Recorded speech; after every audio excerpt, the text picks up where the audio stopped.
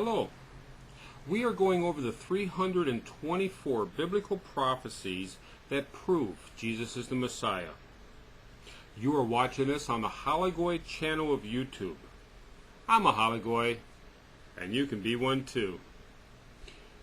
324 biblical prophecies that prove Jesus is the Messiah. Prophecy number 31. The blood, the life of the flesh.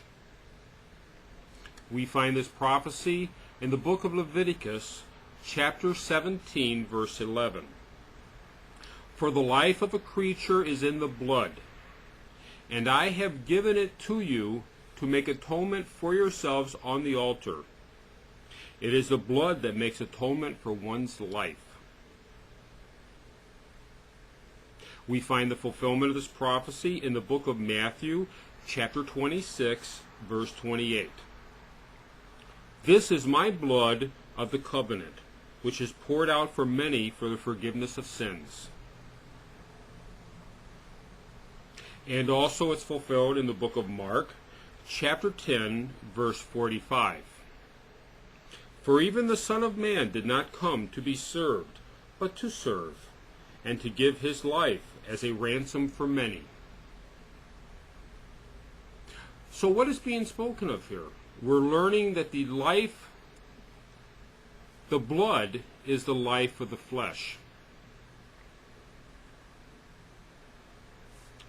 Now we know this in a literal sense. I mean, obviously the blood that circulates, it goes through our system and back into our heart. It's pumped from our heart. It goes all around us. The life is in the blood. There's no question about it. It is also taught through this book in Leviticus that there is a certain essence. The life of a creature is in the blood. There is an essence of the creature, the soul of the creature that is residing in the blood. It's associated with the blood. And there is a lot of care given, first of all, that the animal is slaughtered properly. Noah is commanded, do not eat the limb of a living animal. The animal has to be dead before you eat it. That's a reference to the life blood being extracted from the animal. You would slit the throat, the blood pours out, and when the blood stops pouring out and the twitching is ended, then it's understood that the animal is acceptable to eat. Because if you don't do that, then we learned in the book of Genesis that the blood can cry out from the ground. If things are not done correctly, there's consequences to it. So we are told that the life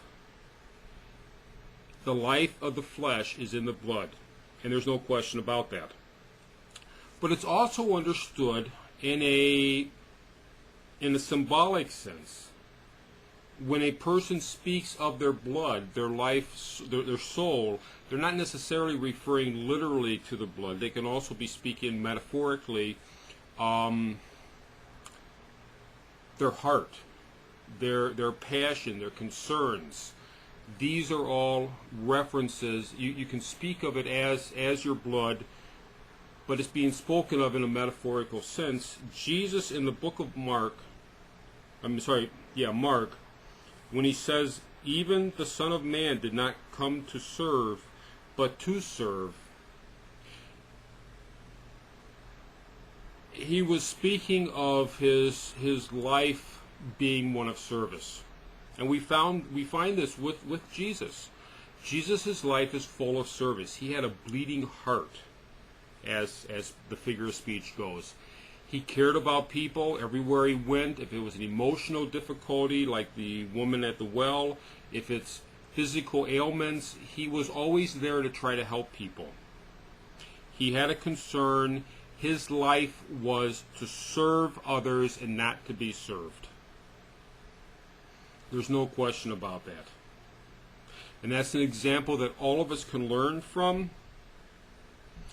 We will go into the question of atonement with the next one. That will be Also from the same verse, Leviticus chapter 17, verse 11, the blood, it is the blood that makes atonement. So come back for that one. Thank you very much, and I look forward to seeing you next time.